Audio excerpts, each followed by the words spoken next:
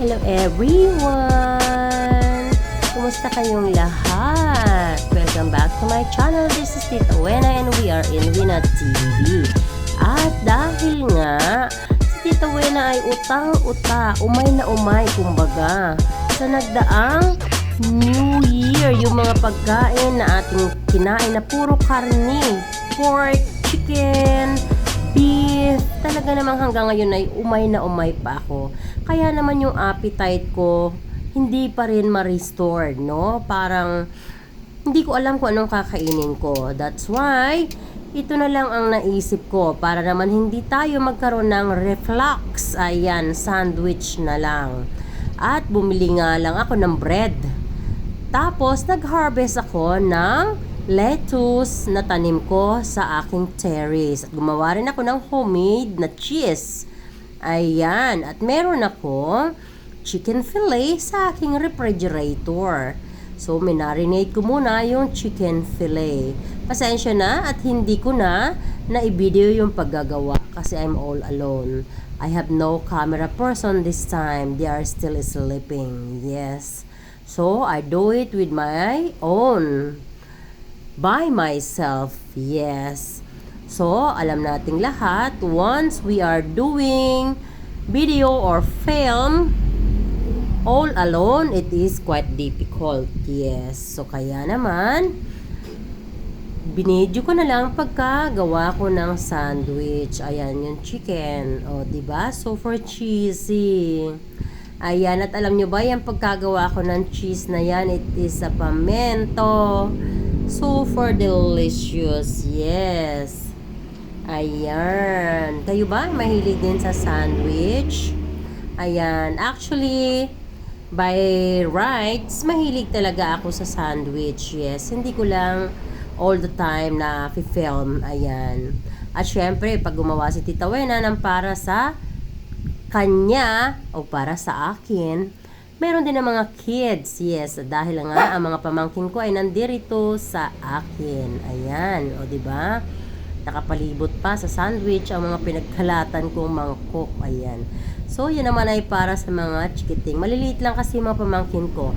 Kaya maninipis lang yung sandwich nila. So, dahil si Tita Wena ay jumbo, so kaya ang sa sandwich ko ay syempre jumbo din, diba? O, pero pari-parihas ang aming sandwich, chicken and cheese, yan, with lettuce. Actually, mga pamangkin ko guys, hindi sila keen kumain ng gulay, pero sinasanay ko sila. Yes, sinasanay ko silang kumain ng gulay habang sila ay bata, kasi once na sinunod natin yung gusto nila na ayaw nila ng gulay, once they grow old, forever na yan guys. Ayaw nila ng gulay. Yes. Meron ako pamangkin na ganyan. Kaya itong mga pamangkin ko ngayon, sinasanay ko sila ng gulay. Once na nandito sila sa akin, pag kumakain ako ng gulay, kakain din sila ng gulay. At kahit anong lutuin ko, kakainin nila. I tell them, this is, you have to eat. Because this is edible. There is no poison at all. So kaya naman, ang aking lettuce ay nilagyan ko rin ang sandwich nila guys. Yes, sabi ng isa kong pamangkin, Tita, chicken lang po yung lamanan sa akin sa cheese. Ayoko po ng gulay. No, no, no, no, no. You have to eat this lettuce. This is good for our body. It's high of antioxidant and high of fiber and also high vitamin E, vitamin C, and iron. Yes. And also, this is a lot of benefits to contribute to our body circulations. So that's why, whether you want it or not, you have to eat this. Kinain naman niya guys, sabi nga niya sarap eh. Sabi niya, Tita, sarap nito oh. Meron pa ba yung cheese na ginawa mo? Sabi ko, yes, meron pa. Ayun. So, idinip niya dun sa natirang cheese. Ay, ang sarap daw. O, diba? Natutong kumain ng gulay ang bata. Ganun lang yun, guys. Dapat i-explain natin sa kanila kung ano nga ba yung benepisyo ng mga pinakakain natin sa kanila. Yung ibang mother or yung ibang guardian na mga kids, Hindi kumakain ng gulay ang mga kids, it is because hindi nila nag-guide ng maayos. Hindi nila ini-explain sa mga bata kung ano nga ba ang benepisyo ng gulay na makukuha nila sa pagkain ng gulay. At ano nga bang mangyayari kung hindi sila kakain ng gulay. So yun mga yun ay dapat na ini-explain natin sa mga kabataan. And that's what I did. Yes. Ayan. Sarap naman. Ayan guys. Alam nyo ba? Ito ay habang binibidyo ko, excited na talaga akong kainin. At yung mga kids na nasa likod ko, gusto na nilang i-grab yan guys. Sabi ko, just a minute. Let me just do the film. Ayan. Ayan guys, at pagkatapos nga ng video na to, ay ninyam-nyam ko na ito. At alam nyo ba, super sarap talaga niyan. At yung cheese na ginawa ko, the pimiento taste is so good. So forget. I'm telling you guys. So kaya naman, sa mga interesado dyan, kung paano ko nga ba ginawa ito, the key is just comment, but please a little bit longer for my revenue. And you know what? If you are new to this channel at napadaan ka nga lang ba, please consider to subscribe. And I wish you can share this video. And also, I hope you can write down a little bit longer comment for my revenue. And I also would like to say, Happy New Year everyone! And let's pray and hope for the best for this new year. And also today is a Trickings. Happy Trickings to each of every one of you guys. Yes.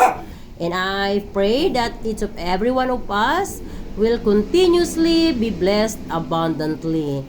And each of every one of us will achieve the dreams and goals in our life that we wanted to be. Yes. Sarap ng sandwich ko.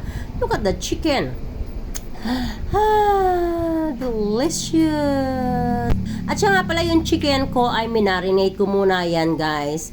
Minarinate ko muna sa cinnamon powder at saka nilagyan ko ng konting garlic powder.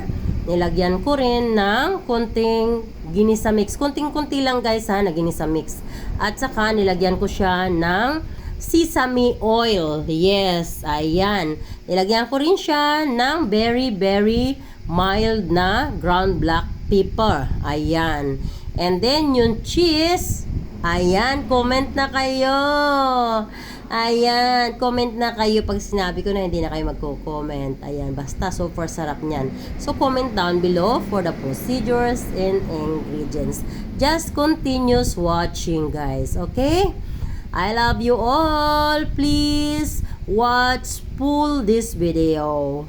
And let your eyes indulge with this sandwiches.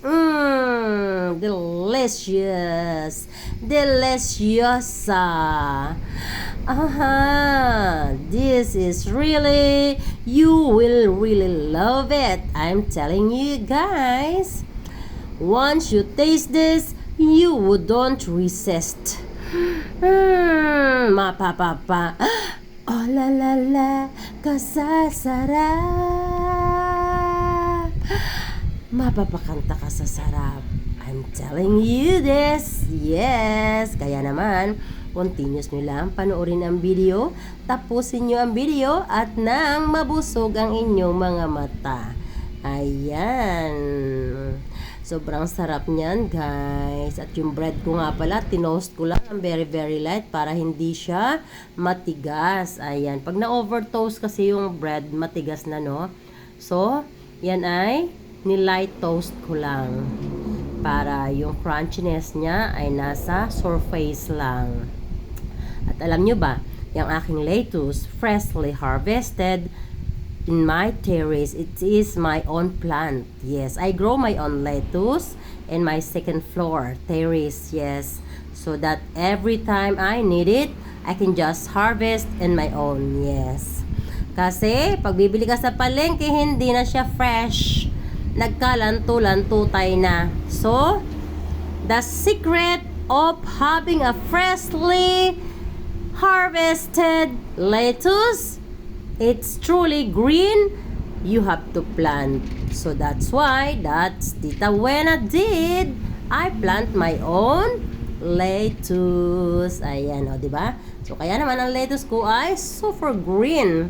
It is because freshly harvested. Ayan, sabi nga nila, pag may tanim, may nilaga.